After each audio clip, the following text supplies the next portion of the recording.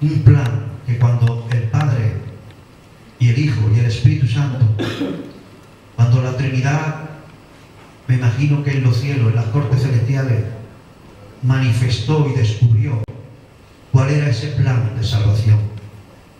Los ángeles, algunos llorarían, otros clamarían, otros aplaudirían, otros llorarían de emoción. ¿Cómo se pudo concebir en el corazón de la Trinidad el plan para salvar al ser humano? Y en esta tarde el Espíritu Santo puso en mi vida que predicase ese plan de salvación. Para los que ya llevan tiempo salvos, disfruten de su salvación. Y para los que están dando ese paso, y los que se están salvando ahora, los que están experimentando la experiencia de la salvación, lo disfruten y lo entiendan. Porque el Señor dice en su palabra que la buena tierra es aquella que cuando oye la palabra la entiende. Y de toda la Biblia, la primera verdad que un ser humano debe entender es la verdad sobre la salvación de su alma. La salvación se gestó y se concibió en el corazón del Padre, en el corazón del Hijo y en el corazón del Espíritu Santo. Para entender el plan de salvación, hay que entender primero la condición del ser humano antes de ser salvo. Porque nadie puede experimentar la salvación si no entiende y acepta la condición que uno tiene sin Dios. Hasta que uno no empieza a entender cuál es la condición del ser humano que no ha alcanzado todavía al Salvador, no puede percibir y entender y sentirse salvo. Por eso, antes de empezar a explicar el plan de salvación que se gestó en el corazón de la Trinidad, vamos a hablar un poquito de la condición del ser humano antes de ser salvo. Por eso hay un texto que dice, adelante, por cuantos casi todos pecaron. ¿Cómo? Por cuanto algunos pecaron. ¿Jóvenes? Estoy predicando un evangelio raro hoy, ¿no? ¿Qué dice la palabra? Por cuanto todos. Por cuanto todos pecaron. Todos. Cuando Dios creó al hombre, Adán y Eva, nuestros primeros padres, decidieron usar su libre albedrío para alejarse en rebelión de Dios y apartarse de Dios. Cuando el pecado se puso en medio entre Dios y los hombres, cayó sobre nuestros primeros padres convicción de pecado, y la comunión que había entre los seres humanos y Dios se cortó y se rompió. Y dice la Biblia que no solo Adán y Eva pecaron, sino que todos los descendientes de Adán y Eva pecaron. Antes de llegar a Romanos 3:23, Pablo diserta en Romanos 1, Romanos 2 y Romanos 3 y demuestra como solo él sabe hacerlo, el gran teólogo Pablo, que tanto los judíos como los gentiles todos estaban bajo el justo juicio de Dios, declarados pecadores y apartados de la gloria de la presencia de Dios eternamente. El judío, por transgredir la ley escrita de Dios,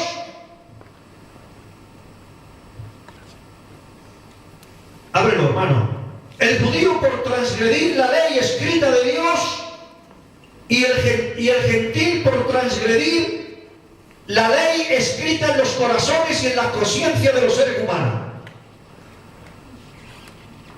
Y Pablo declara en el 3:23, después de disertar en el 1 y en el 2, que tanto los judíos que estaban bajo la ley de Dios, como los gentiles que estábamos bajo la ley de nuestras conciencias, habíamos transgredido esas dos leyes y nos habíamos apartado de Dios todos. Y por cuanto todos pecaron, todos estábamos destituidos de la gloria de Dios. Y estábamos condenados por el justo juicio de Dios a una eternidad sin Dios, a una eternidad sin presencia de Dios, a una eternidad condenada en el infierno perpetuamente, por causa de nuestros pecados. Si yo preguntara ahora aquí, que levante la mano aquel que según él nunca ha cometido pecado, creo que ningún ser humano en su justo juicio levantaría la mano. Todos hemos pecado. La gente del mundo dice, en el mundo se dice que hay buena gente, que hay mala gente y buena gente. Y civilmente hablando, es verdad. Hay gente buena y gente mala, según las leyes humanas y del mundo.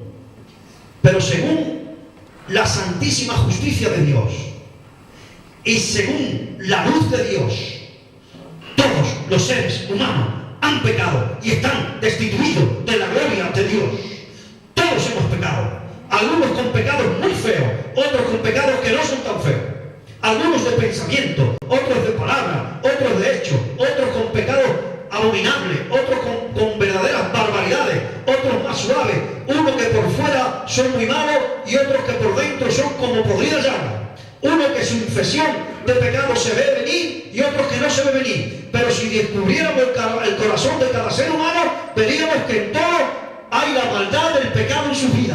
Por eso Pablo, al final de disertar en el 1, en el 2 y en el 3 de Romanos, termina diciendo en Romanos 3:23, por cuanto todos pecaron y todos están destituidos de la gloria de Dios, porque nuestro Dios es un Dios justo, nuestro Dios es un Dios omnipresente, omnipotente, y nuestro Dios no puede permitir el pecado delante de él. El pecado hace una barrera entre Dios y los hombres, y los hombres estábamos destituidos de la gloria de Dios para siempre. Por eso la palabra dice en Isaías 1:6, adelante hermana, esta es la condición del ser humano antes de encontrarse con Dios. Desde la planta del pie hasta la cabeza no hay en él cosa sana, sino herida, hinchazón y podrida llaga. No están curadas, ni vendadas, ni suavizadas con aceite. Esa es la condición del ser humano en términos generales antes de conocer al Señor. Siempre estamos hablando antes de ser salvo. Antes de ser salvo, lo que había en el ser humano desde la planta del pie hasta la cabeza, hinchazón y podrida llaga. Es como Dios nos veía desde el cielo. Siguiente versículo, hermana. Por eso dice la Biblia que nuestras mejores justicias, estoy leyendo en el verso 6, si bien todos nosotros somos como suciedad y todas nuestras justicias como trapos de inmundicia. Significa que todas las justicias que el ser humano antes de ser salvo puedan ofrecerle a Dios delante de Dios es como trapos de inmundicia. Así es como Dios desde el cielo ve las religiones, las mejores religiones del mundo. Dios la ve como un trapo de inmundicia. Porque una religión es un ser humano o muchos seres humanos queriendo por su propia fuerza comprar la justicia y la justificación delante de Dios. Lo repito, la religión viene del término religare, que significa el intento desesperado de un ser humano o de varios seres humanos o de muchísimos seres humanos por comprar la justificación delante de Dios. Es el intento del hombre por comprarle a Dios la salvación de su propia alma. Y Dios dice en su palabra que eso Él lo ve como trapos de inmundicia. Porque ¿qué puede darle una hinchazón y podrida llaga a Dios por la salvación de su alma? Lo que puede darle es trapo de inmundicia. Esa es la condición del ser humano antes de alcanzar la salvación. Y todos estábamos así delante de Dios, todos, Romanos 3:23. Y ninguno podíamos parar para decirle a Dios, aquí tiene el precio de mi salvación. Los judíos tenían la mejor ley, la ley de Moisés, la ley de Dios. Y Dios dijo, haced esto y viviréis. Pero la Biblia dice que ningún ser humano fue capaz de cumplir la ley. Y aquellos que no teníamos la ley escrita de Dios, teníamos la ley escrita en nuestra conciencia y todos la hemos transgredido alguna vez. No alguna vez, todos la hemos transgredido muchas veces. Y estábamos desesperados, sabiendo que nuestro destino eterno era el infierno, porque no había nada con qué pagarle a Dios para ser salvo, ni sacrificio que hiciéramos, ni que nos flageláramos en nuestra espalda, ni que andáramos de rodillas, ni que hiciéramos lo que fuese para poder agradar a Dios. Era imposible, porque Dios dice en su palabra que éramos hinchazón y podrida llaga desde la planta hasta la coronilla, y que todos nuestros mejores esfuerzos en nosotros mismos Él lo veía como un trapo de inmundicia que vamos a ofrecerle a Dios por la salvación de nuestra alma. Era imposible ser salvo y estábamos, hermanos, eternamente condenados a la perdición eterna, sin esperanza y sin Dios, en un fin de destrucción eterna, bajo el justo juicio de Dios en el infierno eterno. Pero, viendo ahora esa condición, en el cielo hubo una reunión de la Trinidad y dijo, salvemos al hombre, hagamos un plan de salvación eterna, cueste lo que cueste. Y en ese eterno plan de salvación se engendró y se concibió en el corazón de la Trinidad el plan para salvar al hombre. Y la Trinidad dijo, la humanidad necesita un sustituto, alguien que pague lo que ellos no pueden pagar, alguien completamente justo, completamente santo, completamente perfecto, que pague el precio que demanda los justos juicios del Dios Todopoderoso. Y la Trinidad se miró, y el corazón del Padre miró al Hijo y dice, Hijo, necesitamos a alguien, y no hay nadie en la humanidad que pueda pagar el precio, porque cualquier precio que el ser humano pague realmente es trapo de inmundicia. Y el Hijo dijo, Padre, te vale mi sangre, te vale mi vida. Y creo que el cielo entero prorrumpió en alabanza y se gestió la salvación del hombre, según dice Juan 3:16. Por eso me sorprendí cuando Tony abrió, él no sabía nada del texto y de la palabra de hoy, pero él abrió el culto con este texto.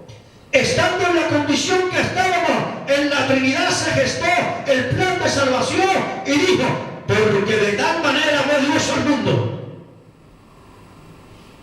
de tal manera amó Dios a Rona, de tal manera amó Dios a Ana, de tal manera amó Dios a Miguel, de tal manera amó Dios a Nicasio, de tal manera amó Dios a Rafa, de tal manera amó Dios a Raquel, que ha dado a su Hijo unigénito.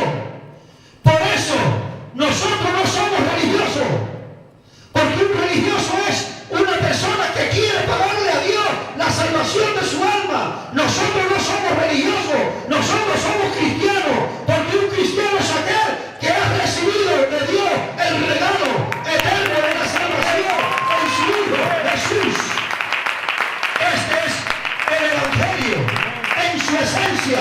Dios nos ama y ha entregado a su Hijo Pili, lo ha entregado por ti para salvarte de esa conversión eterna. De tal manera amó Dios al mundo, que ha enviado a su Hijo unigénito, para que todo aquel que en él cree no se pierda, mas tenga vida eterna. Lo que está diciendo el texto en el griego, porque de tal manera está diciendo que Dios, desde que Adán y Eva decidieron separarse de él, Dios comenzó a amar al hombre. Y cuando llegó la segunda generación, los hijos, los nietos, los bisnietos, los tataranietos de Adán y Eva, el amor de Dios empezó a crecer. Y Dios le mandó profetas. Y Dios aún le mandó ángeles que visitaron a la descendencia de Abraham. Y Dios le mandó reyes. Y Dios le mandó palabra escrita. Pero el corazón de Dios seguía creciendo en amor.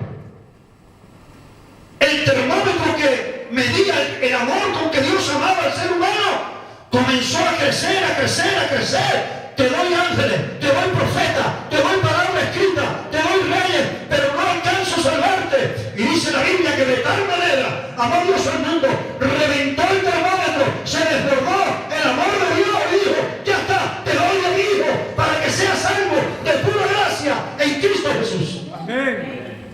De tal manera amó Dios al mundo. Esta es la gran noticia, Dona. Tú no has cambiado de religión.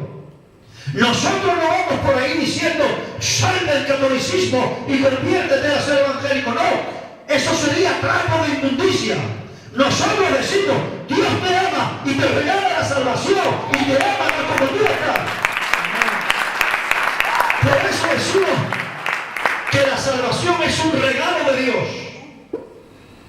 Es un regalo inmerecido de Dios. Porque de tal manera amó Dios al mundo. Y yo quiero que usted quite ahí la palabra mundo y ponga su nombre. Coral, ahí donde pone mundo, bórralo y ponga ahí Coral. Y Coral le diría, porque de tal manera amó Dios a Coral que ha dado a su Hijo por ella. Oh, aleluya. Y yo quiero que Vicente borre la palabra y ponga Vicente. Y yo quiero, Junior, que tú pongas en tu Biblia, donde pone mundo, tú bórralo y pon Junior. Y pon, de tal manera amó Dios a Junior, que ha dado a su Hijo por ti especialmente, solo por ti. Aleluya. Lo que pasa es que lo ha dado por cada uno de nosotros en especial. Porque se gestó en el corazón de Dios un plan para salvar al hombre. ¿Y en qué consistía ese plan? Dios iba a enviar a su Hijo al mundo. Y lo iba a enviar para lo siguiente. Juan 19:2.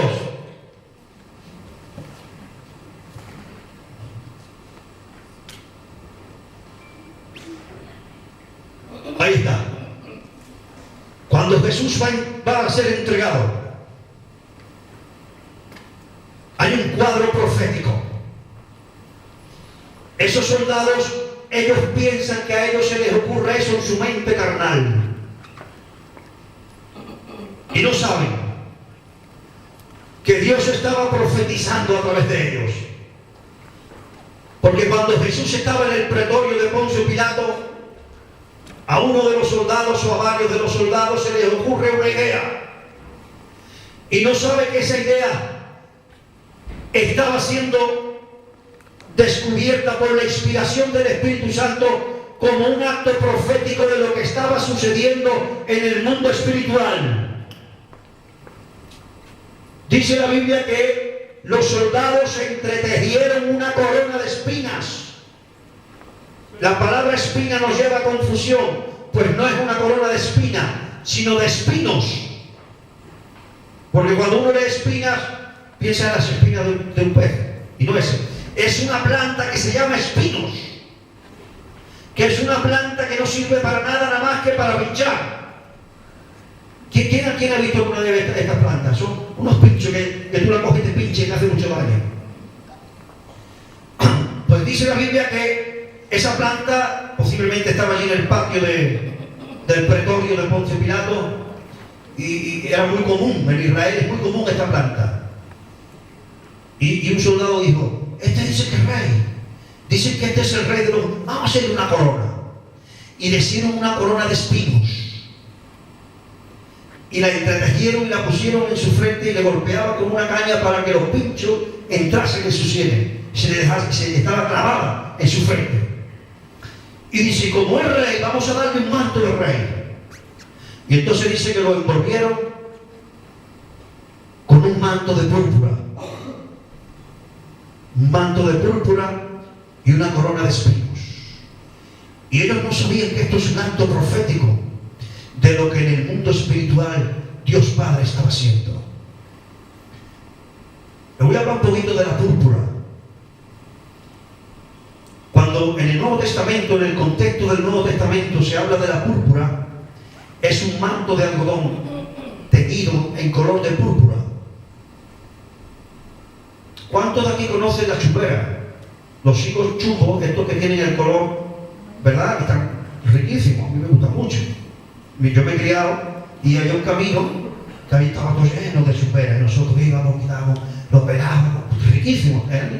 Llegábamos a casa con la lengua de púrpura, porque están buenos. No sé si estaba bueno con la hambre que teníamos en los años 60, pero que comíamos, todos los barrios íbamos a coger la chupera, los higos chupos. Pues de ahí sacaban el tinte, que eran unas tunas que pinchaban mucho. De hecho lo hacían estas tunas porque no había alambrado, no había existido todavía el alambrado que nosotros entendemos y vemos, y sembraban las tunas para guardar, con un vallado para guardar la finca. Y si uno intentaba entrar en esas tunas, pues tiene unos pinchos muy desagradables, aunque luego salía el fruto ese, el higo chumbo, pero eran desagradables las tunas porque tenían los pinchos. Estas familias se llaman cardos. Esas plantas se le llaman cardos. Son las tunas que producen pinchos. Entonces tenemos a Jesús vestido de cardos y coronado de espinos. ¿Dónde aparece por primera vez en la Biblia los espinos y los cardos? En Génesis. Muy bien, Vicente. En Génesis dice la Biblia que cuando Dios creó la tierra producía solo árboles que daban frutos según su género. Y las malas hierbas, y los espinos, y los cardos no existían. Ni los espinos ni las tunas de los cardos. Pero dice la Biblia que cuando el hombre pecó, Dios bajó en su justo juicio y dijo: maldita será la tierra por tu causa, Adán y Eva. La maldición de Dios ha venido a la tierra por tu causa. Cardo y espinos te producirá.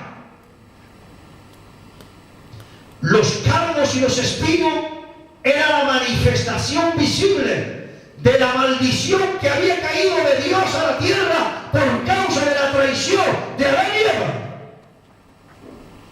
Los cardos y los espinos representan los pecados y las maldiciones que acarrean los pecados por causa del hombre.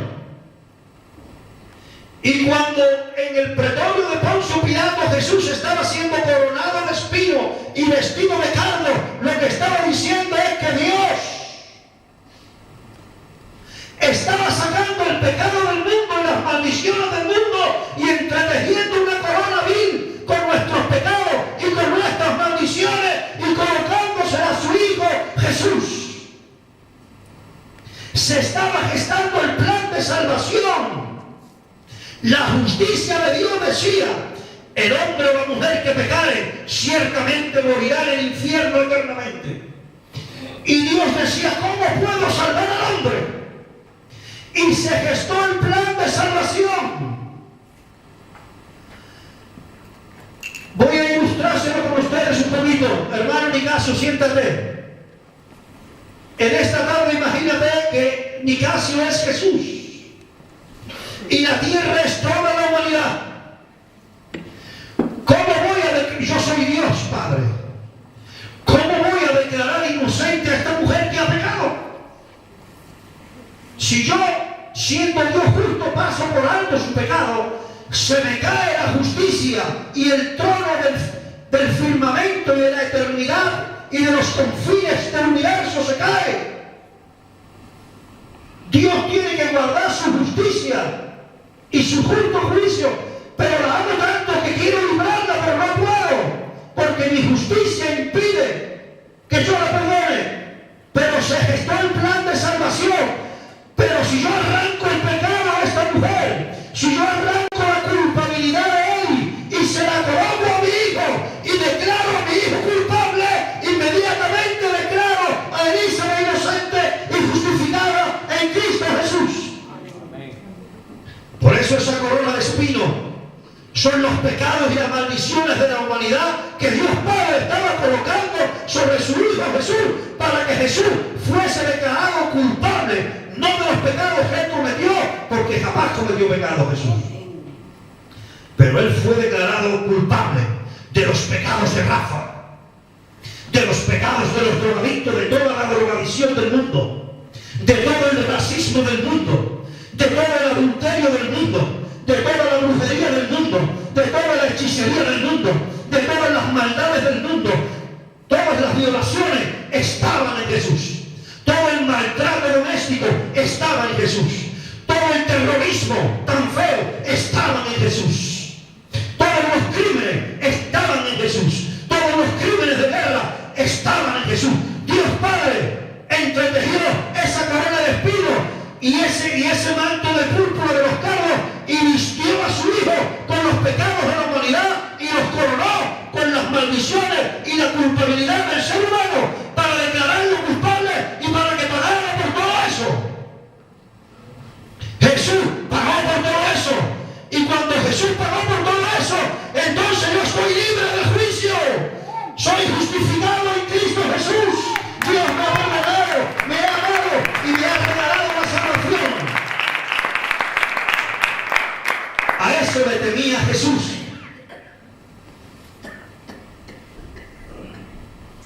Cuando él en el huerto de Getsemaní clama y pensando en lo que le venía, dice la Biblia que empezó en agonía y empezó a entristecerse en gran manera. Los apóstoles no habían visto jamás a Jesús así. Dice que una agonía llenó su alma y que él dijo: mi alma está tan triste que está triste hasta la muerte. Jesús saboreó una tristeza que es impensable para nosotros. Piense usted lo más triste que usted ha estado cuando se le fue su padre, cuando se le murió no sé quién, lo más triste que usted ha estado. Multiplique eso por millones y millones y millones y millones. Y así estaba el alma triste de Jesús. ¿Por qué? Porque él, que es santo, santo, santo, tenía que saborear el pecado del mundo. Jesús sintió lo que es una violación. Jesús sintió lo que son los robos. Jesús sintió el pecado de cada uno de los seres humanos de todos los tiempos. Hermano, por eso vinieron ángeles a fortalecerlo, porque era demasiado hasta para el Hijo de Dios. Y dice que comenzó a angustiarse a tal manera que de pronto los apóstoles vieron que su cuerpo entero estaba empapado en sangre. Y los científicos han estudiado esto. Y los científicos han descubierto que cuando el ser humano comienza a ponerse triste, la sangre comienza a segregar unas hormonas, una sustancia que colapsa el sistema circulatorio. Y por eso una persona cuando está triste se siente tan mal y no puede trabajar y entran en lo que llaman la depresión.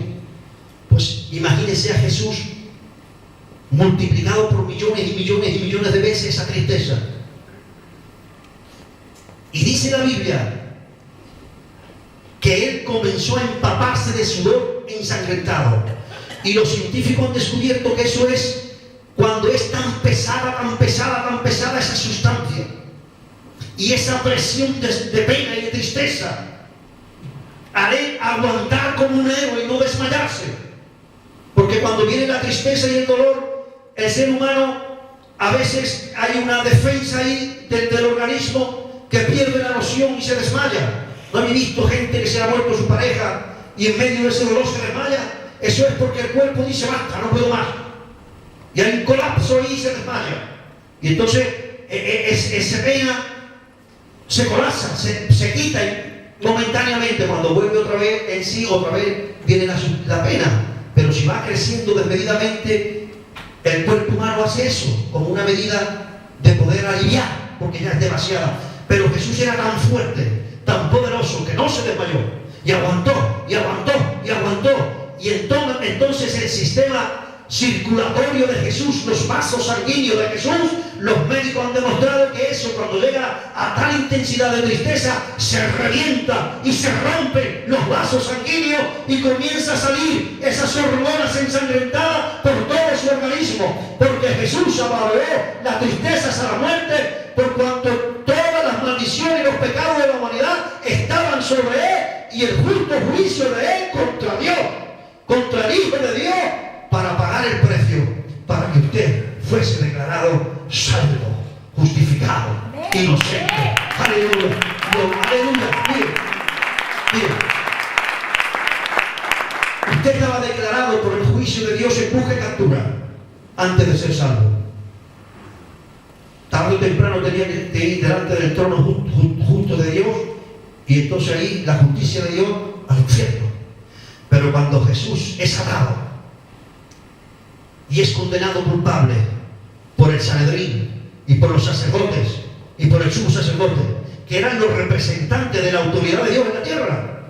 Ojo, era la autoridad de Dios en la tierra y lo estaban haciendo mal, pero era la autoridad establecida por Dios, los sacerdotes y los sumos sacerdotes. Y cuando ellos atan a Jesús, inmediatamente que cuando Jesús es atado y es declarado culpable, usted es desatado y es declarado inocente y justificado en Cristo Jesús. Ese es el eterno plan de salvación de Dios en Cristo Jesús. Siéntate, hermano. Aleluya. Den un aplauso fuerte al Señor. Aleluya. Cuando Jesús fue declarado culpable, usted fue declarado inocente. Y no solo eso, sino que dice la Biblia que en Romanos, adelante hermana, 6, 10 y 11, que Jesús murió, además de para perdonar sus pecados. En cuanto murió al pecado, murió una sola vez por todas, mas en cuanto vive, para Dios vive. Así también vosotros, consideraos muertos al pecado y vivos para Dios. Jesús murió para perdonar tus pecados y para matar el hombre pecador que usted lleva dentro, y para darle una nueva vida donde usted pueda agradar a Dios, donde usted pueda vivir lejos del pecado. Jesús murió para liberarlo del pecado, no solo para perdonar su pecado, sino para liberarlo del pecado. Por eso cuando una persona se bautiza, se está identificando con la muerte y la resurrección de Jesús, porque es la forma en que Dios ha establecido en ese plan de salvación, de que no solo perdono tus pecados, Nico. No lo sé, no conozco a Nico antes de ser salvo. Esto es una ilustración, ¿vale? Pero para ilustrar, vamos a imaginar que Nico fuese un hombre muy rencoroso. Pues Jesús no solo muere para perdonar ese rencor, sino que muere para matar el rencor y para darle un corazón generoso y perdonador. Jesús muere para que tú mueras al pecado y vida. Por eso dice, en cuanto murió, una sola vez murió, y en cuanto vive, para Dios vive. Vosotros también en Cristo Jesús, consideraos muertos al pecado y vivos para Dios. Es el eterno plan de salvación. Porque sería un plan absurdo y estúpido si solamente fuese un plan para perdonar los pecados y que siguiéramos pecando y pecando. Peca, te perdono, peca, te perdono, peca, te perdono, peca, te perdono, y así una eternidad. No. Peca, te perdono, y cada vez vas a pecar menos, y cada vez serás más justo y más santificado en Cristo Jesús, y llegará un día que el pecado desaparecerá de tu vida para siempre. Amén. Ese es el eterno plan de salvación de Dios en Cristo Jesús. Perdonarte tus pecados y librarte del poder del pecado en tu vida. Ahora, frente a este plan de salvación tan grande, ¿cómo vamos a responder nosotros? ¿Qué tenemos que hacer nosotros frente a esta salvación tan grande que se gestó en el corazón de Dios? Nosotros tenemos que enfrentar esto de la siguiente manera. Número 1, creyendo en Jesús y en el Evangelio que Él nos trajo de todo nuestro corazón. Hechos 16, 28 al 31, mira lo que dice. Dice: mas Pablo clamó a gran voz diciendo: no te hagas ningún mal, pues todos estamos aquí. Él entonces, pidiendo luz, está hablando del carcelero de Filipo. Hermano, se estaba predicando el Evangelio. Te voy a decir en castellano, se estaba predicando las buenas noticias, porque el Evangelio es buenas noticias. ¿Cuáles son esas buenas noticias? Sois pecadores, vais al infierno, pero hay buenas noticias. Yo, el Señor Dios, te regalo la salvación en Cristo Jesús. Y por primera vez estaba predicando ese Evangelio en Europa, en una ciudad llamada Filipos, que es la primera ciudad de Europa, por primera vez en la historia. Y Pablo y Silas, el apóstol Pablo y el profeta Silas, porque Silas era profeta, lo dice la Biblia, estaban en el calabozo y comenzaron a cantar y a predicar el Evangelio cantando. Aleluya. ¿Por qué sé yo que estaban predicando el Evangelio cantando? Porque el carcelero, cuando escuchó eso y preguntó, ¿por qué hizo esa pregunta? Porque cuando se soltaron las cadenas y el terremoto que sacudió en la cárcel, hay otra cosa que aquí sucede, y es que es liberado de parte de Dios un espíritu de convicción de pecado. Y los presos se sintieron pecadores. Y el carcelero se sintió pecador. Y cuando el carcelero vio que los presos estaban con las cadenas rotas, pensó que habían huido, sacó la espada para matarse. Y Pablo le dijo: detente, no lo hagas, estamos aquí, no vamos a salir corriendo. Y entonces este hombre, bajo la convicción del Espíritu de pecado, del Espíritu Santo, bajo la convicción de pecado, comienza a temblar y dice: señores, ¿qué tengo que hacer para ser salvo? ¿Qué tengo que hacer para obtener la salvación que se ha engendrado en el corazón de Dios? ¿Qué tengo que hacer para salvar mi alma de la condenación eterna? Y Pablo le dice: cree en el Señor Jesucristo y serás salvo tú y tu casa.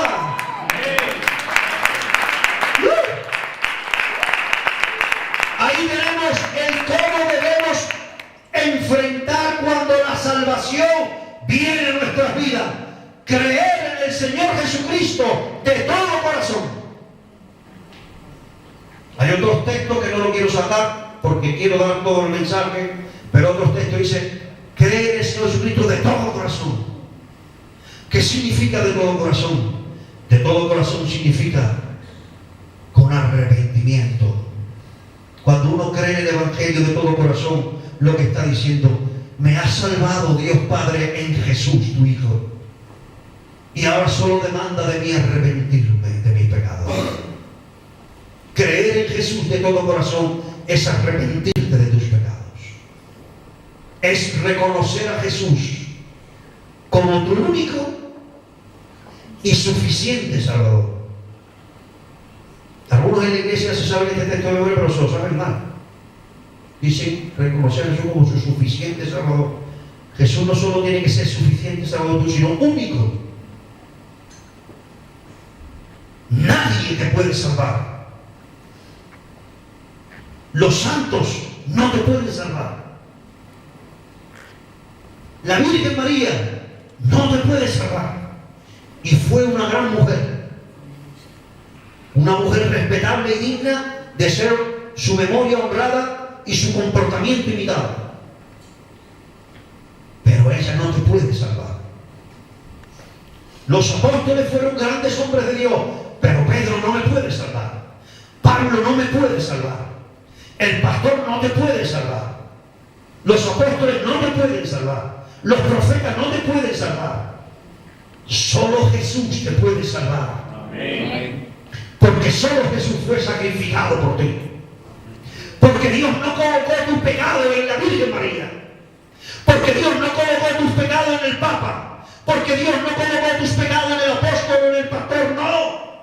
Dios colocó tus pecados en Cristo Jesús. Amén. Y Él fue declarado culpable por tus pecados y por los míos. Solo Él y nada más que Él. Porque no hay otro nombre bajo el cielo dado a los hombres en que podamos ser salvos. Solo Cristo salva. Solo Cristo salva. Solo Cristo salva.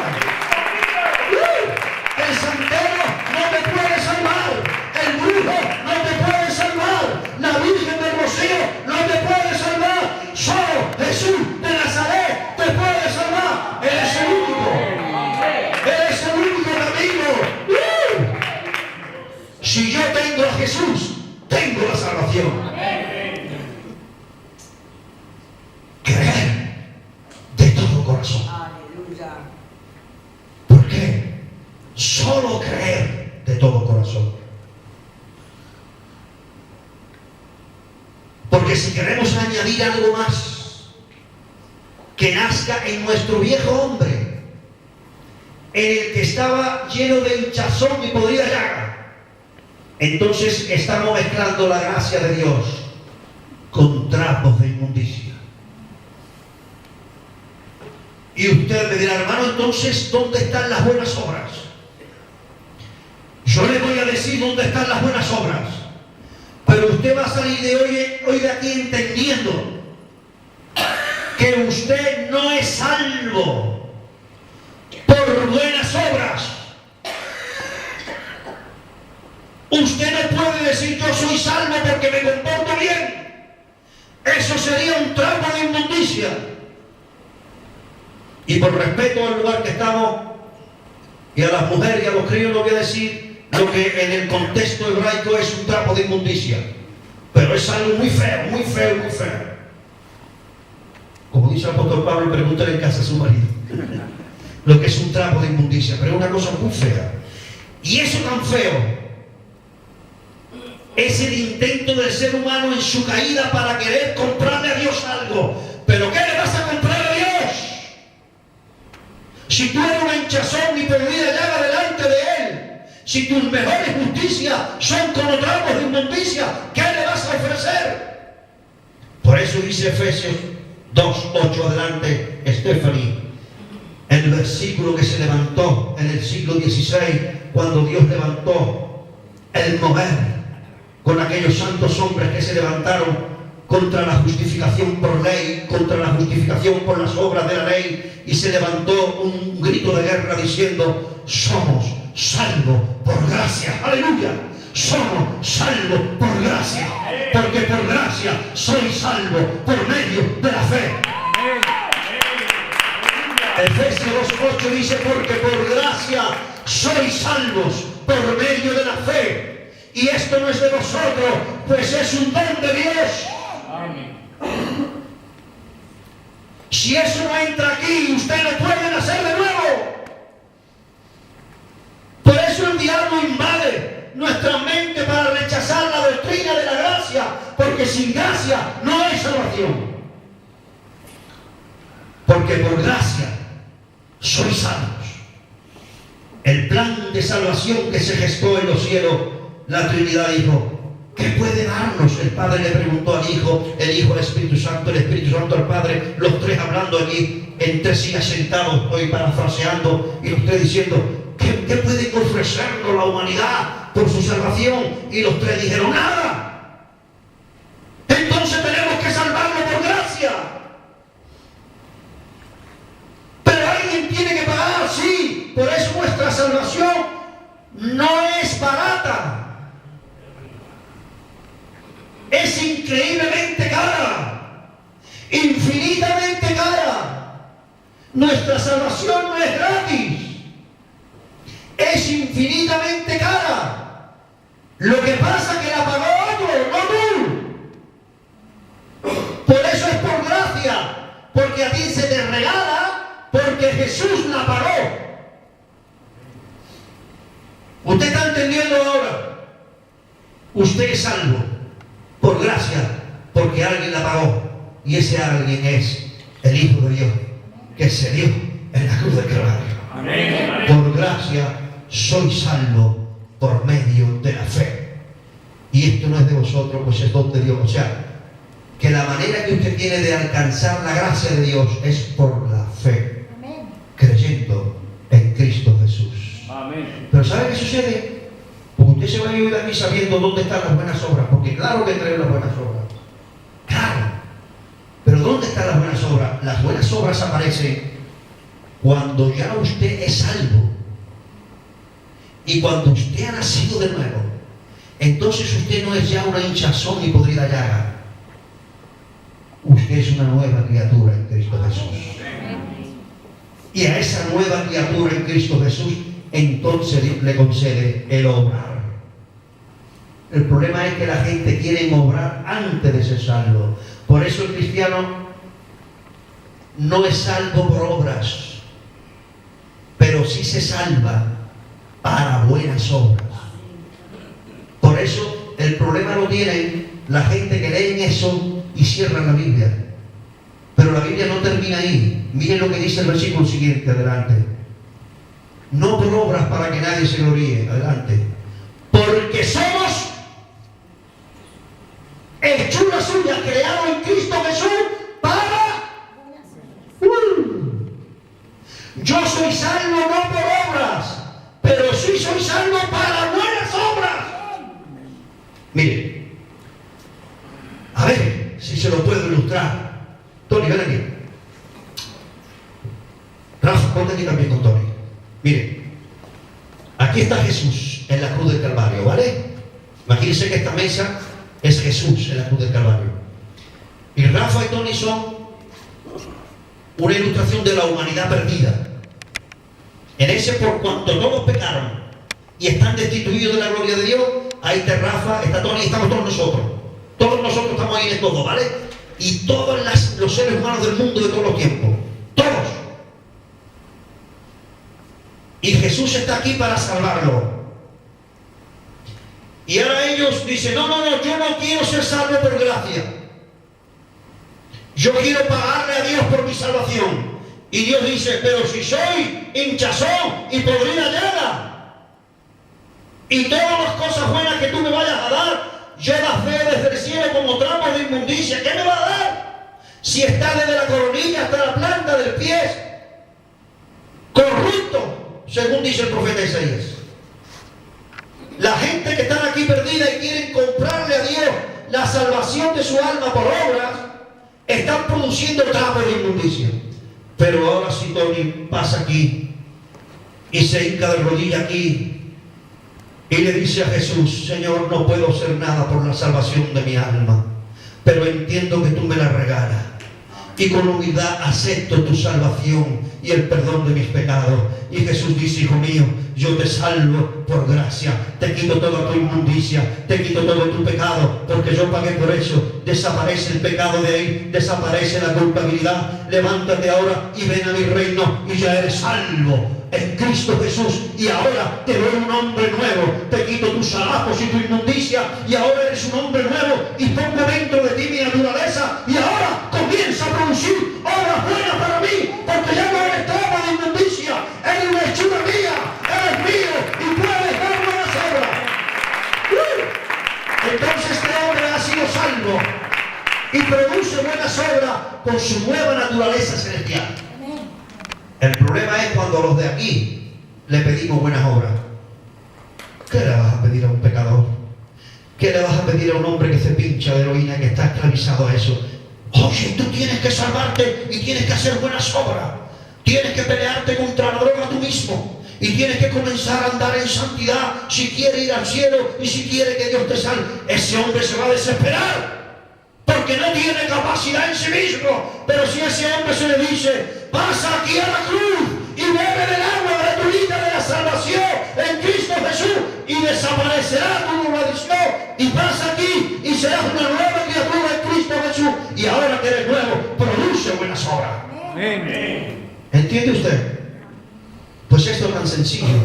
La gente se hace un lío en las iglesias y no saben que no somos salvos por obra, pero que sí somos salvos para buenas obras en Cristo Jesús. Porque ya las buenas obras no se las pide Dios a los inmundos, porque los inmundos producen trapos de inmundicia. Se la pide el Señor a los santificados en Cristo Jesús. Amén. Un aplauso para estos dos salvos. Aleluya. Aleluya. Somos salvos en Cristo Jesús. Ahora, ¿qué quiere Dios cuando ya somos salvos? ¿Qué tenemos que hacer? Antes de darle el segundo paso de lo que usted debe de hacer, cómo usted debe recibir la salvación, Tony ha empezado el culto y dice que había personas que han recibido a Jesús como su Salvador. ¿Habrá todavía alguien aquí que todavía está en duda si ha recibido a Jesús como su Salvador y si ha obtenido por fe la salvación de su alma, que es un regalo, es un don inmerecido? Gracia es don inmerecido. Espero que todos los que aquí presentes le hayan dicho a Jesús que sí y que lo hayan aceptado en su vida como su único y suficiente Salvador. Pero voy a preguntar por si acaso, ¿habrá alguien aquí que todavía no está seguro y quiere aceptar a Jesús como Salvador de su vida? Si usted lo ha hecho, a Jesús se le acepta una vez y ya está. Usted no tiene que estar aceptando a Jesús como su Salvador todos los días. Cuando somos salvos, se acabó. Pero si usted no está seguro y quiere aceptarlo ahora que lo entiende mejor, podemos hacerlo. Si no hay ninguno, porque todos son salvos, fenomenal. Pero habrá alguien aquí que ha entendido el mensaje de la salvación como nunca antes y quiere aceptar a Jesús como el Salvador de su vida. ¿Hay alguna mano que se levante? Si no, no pasa nada. Es buena noticia.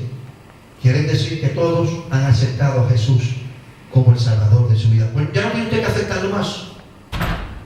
Ya lo ha aceptado una vez y solo le queda ahora andar en ese nuevo camino que se llama Evangelio, que se llama Jesús, y comenzar a obedecerle. ¿Cuál es el segundo paso una vez que soy salvo? Yo le voy a dar a usted los tres primeros pasos: el 1, el 2 y el 3. Hay miles de pasos, millones de pasos, nunca se termina de dar pasos cada vez mejores en los caminos de Dios. Pero le estoy hablando de los tres primeros pasos, el ABC del cristianismo. Paso número 1, aceptar a Jesús como su único y suficiente Salvador, cuando uno entiende la gracia del Señor. Paso número 2, que usted tiene que hacerlo en obediencia, es el siguiente. Adelante. Al oír esto, Pedro estaba predicando algo parecido a lo que yo estoy predicando aquí. Se compusieron de corazón y dijeron a Pedro y a los otros dos: varones hermanos, ¿qué haremos? Y Pedro les dijo: arrepentíos. Primer paso. Y segundo paso: y bautícese cada uno de vosotros en el nombre del Señor Jesucristo. El bautismo no salva. Lo que te salva es la fe en Jesús. Lo que te salva es el aceptar a Jesús como tu Salvador. Pero si usted ha aceptado a Jesús como su Salvador, la primera obediencia que usted tiene que dar después de esa es bautizarse. Bautizarse ya de mayor, por inmersión, como lo hizo Jesús. Dora, ¿has aceptado a Jesús? ¿Te han bautizado de mayor por inmersión? No vayas a decir que sí por compromiso. ¿Quiere bautizar? ¿Puede decirlo fuerte? Sí. Fuerte. Sí. Si usted no aplaude ahora, no aplaude nunca.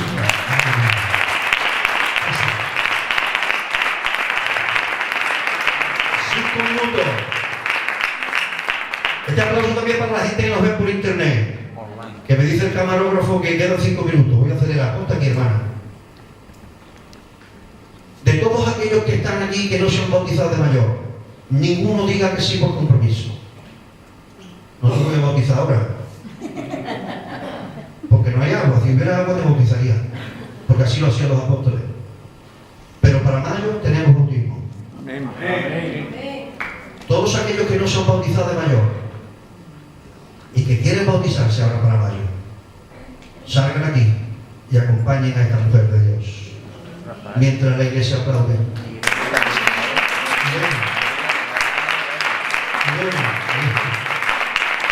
Pasa en lugar de Irene. A ver, cuenta, hermano, Irene no está aquí, pero Beli va a pasar como representación de Irene. Cuenta, ¿qué pasa con Irene? Con permiso del apóstol, quiero contar que mi hermana, ya la conocéis, sabéis que tiene un retraso madurativo.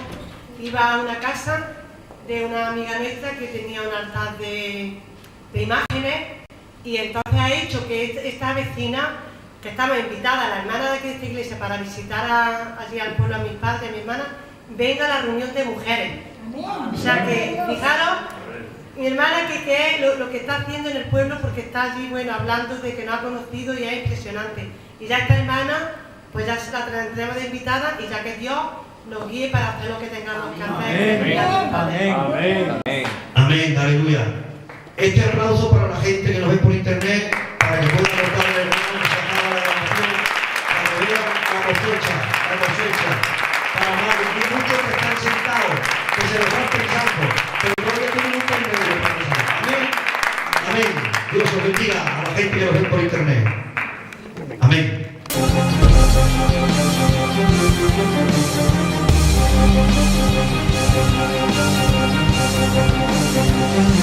Thank you.